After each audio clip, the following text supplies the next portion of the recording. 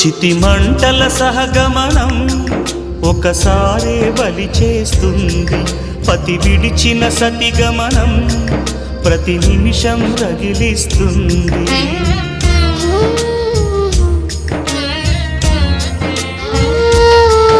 ఆ జ్వాలలతోనే జీవించేటి ధైర్యం అందిస్తూ ఓ బంధువులారా దీవించండి దీర్ఘ సహనమస్తు.